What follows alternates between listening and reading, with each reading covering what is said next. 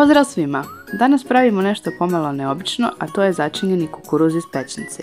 Kuhani i pečeni kukuruz su na vrhu liste, ali ako volite isprobati nešto novo, obavezno probajte napraviti ovakav kukuruz. Prije nego što počnemo, zamolila bih vas da me podržite i besplatno se pretplatite na moj kanal. Pišite mi u komentarima odakle gledate moj video, a sada hajde da pravimo kukuruz. Od sastojaka će vam trebati klipovi kukuruza.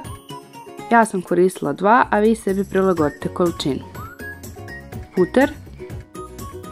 Od začina će vam trebati po 1 kaščica soli, suhog peršuna, čilija, bijelog luka u granulama i crvene tucane paprike. Najprije ogulite i očistite kukuruze.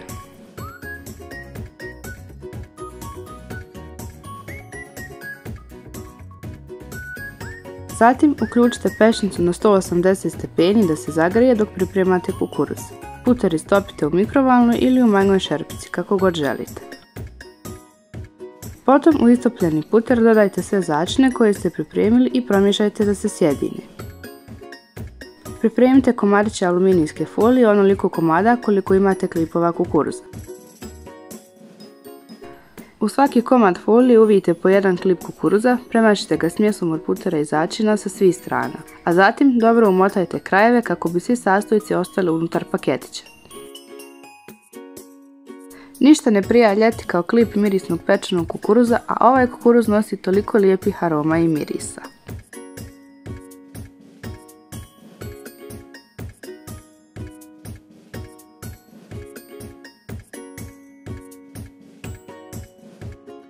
Umotani kukuruz stavite u jedan pleh i stavite da se peče u prethodno zagrijanoj pećnici na 180 stepeni 30 minuta.